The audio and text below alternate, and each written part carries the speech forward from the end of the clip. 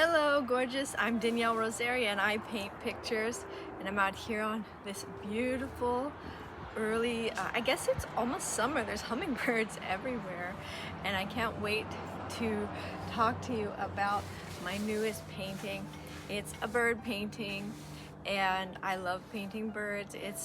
I guess it's become my signature subject, painting birds, mostly pet birds, but I'm starting to want to paint more wild birds. If I could get some really good photos, maybe I'll paint some more wild birds.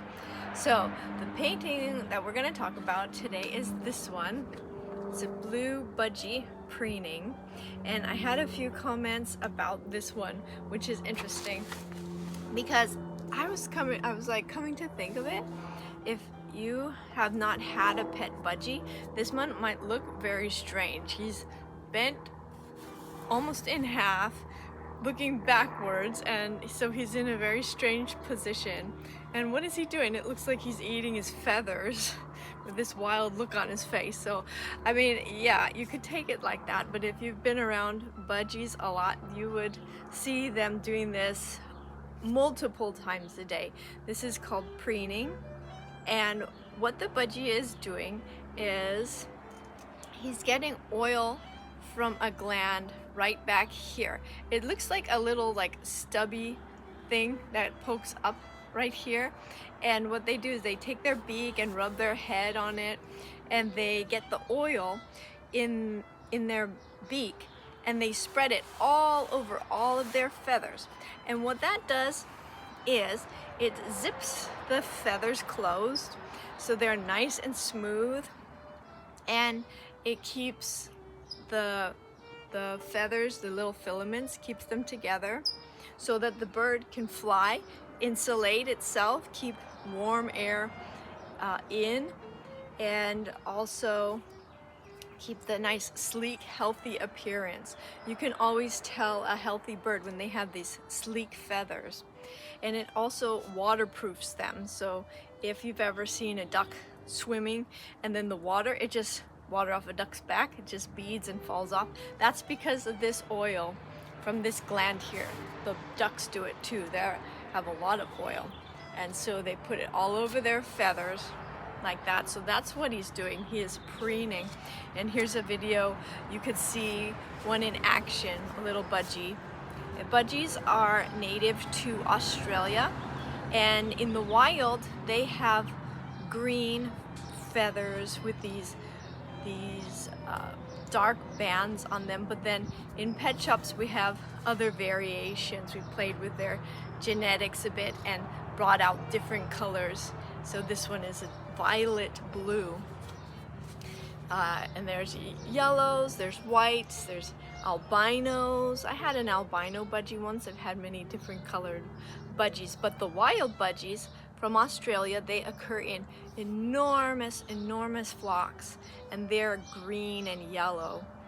Now the budgies, you can tell if they're male or female by this right here on their nose, and the males have this deep blue in them.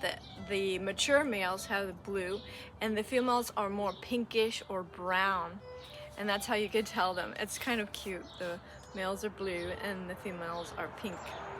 So I painted this one. It took a lot of time. This one took several stages because I took two separate drawing sections just for the drawing, and then I painted the head and some of the wing, and then I painted the rest. So all in all, it took 4 separate days to paint this one. So that's, for me, is a long time. Usually I will sit down and do the whole picture all at once, but this one I wanted to take my time so that I could get his proportions accurate and all these little feathers and whatnot. So I really enjoyed painting this one. So let me know in the comments what you think about this picture. Does it look perfectly normal to you? Are you familiar with parrots? Do you have any at home? Or does it look strange and wild? Oh, there's something I wanted to mention. Budgies have, like many birds, they have flat eyeballs and they don't move very much. So they're very flexible and they can move their heads. As you can see, they can move them all the way backwards and can reach all the way back here. Then they can reach all the way down and pull their tail feathers up to preen them. So they can't move their eyes, but they can move their heads all around. They can move them a little bit.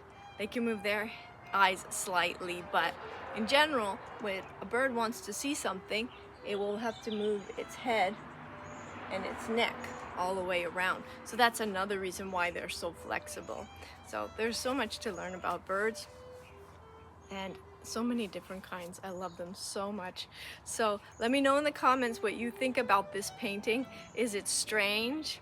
Is it perfectly normal to you? Would you like me to paint more birds? I just love hearing from you. So thank you so much for joining me, and I'll see you in the next video. Stay creative, my friend.